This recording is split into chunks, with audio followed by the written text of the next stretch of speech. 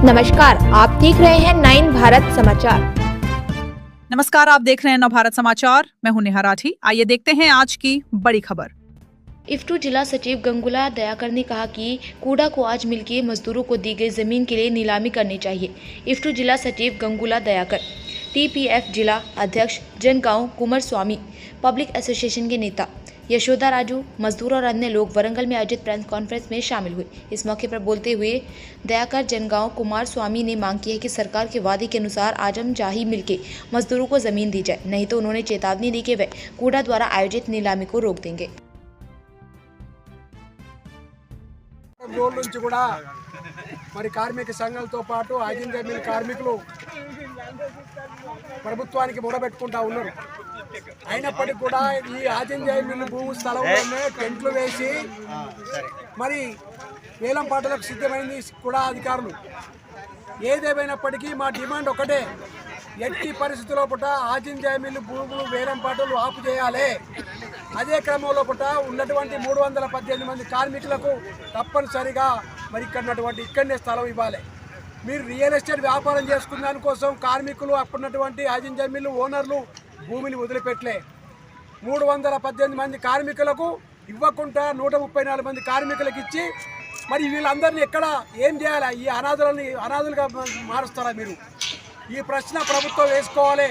మాకు ఇచ్చినటువంటి అధికారుల హామీలను నిలబెట్టుకోవాలి. మేము ఒకటే ప్రభుత్వాన్ని ఖచ్చితంగా డిమాండ్ చేస్తున్నాం. జిల్లా యంత్రాంగాన్ని మరి ప్రభుత్వాన్ని కూడా వేలం పాటలు ఆఫ్ చేసి మిగిలిన భూమిని ఇవ్వాలని మేము కోరుతా ఉన్నాం.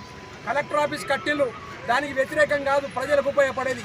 కానీ ఈ మిగిలిన భూమిలో ముగిన దాంట్లో ఈ మిగిలిన భూమిని రియల్ ఎస్టేట్ వ్యాపారులకు, బడా పెట్టుబడిదారులకు మరి కట్టుబెట్టే దానికోసం ఇలా ప్రయత్నం చేస్తూ ఉన్నారు.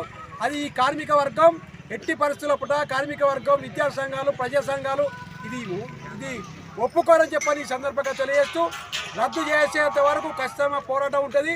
అదే క్రమంలో రేపు జరగబోయే వేలపాటు అవుతుందో దానికి పెద్ద ఎత్తున వచ్చి అది అడ్డుకుంటామని చెప్పని ఈ సందర్భంగా ప్రభుత్వాన్ని హెచ్చరిస్తాం.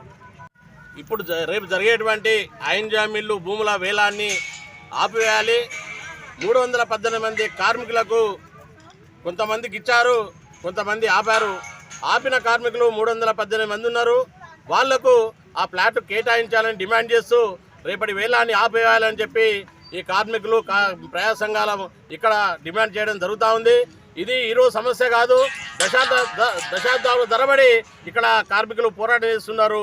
మా భూములు మాకు దక్కాలని చెప్పి పోరాటం చేస్తుంటే ప్రభుత్వాలు, రాజకీయ నాయకులు, అధికారులు అత్యుత్సాహంతో ఈ యొక్క వేలం పాటలను ప్రక్రియను ఈ రాజకీయ నాయకులు వీళ్ళంతా కూడా రియల్ ఎస్టేట్ వ్యాపారులంతా ఒకటై కూడా ఈ మాఫియాలన్నీ కూడా కార్మికులకు వ్యతిరేకంగా పనిచేస్తూ కపట ప్రేమను వెలకబోస్తూ ఈరోజు ఈ భూములు అమ్మడానికి సిద్ధపడ్డారు.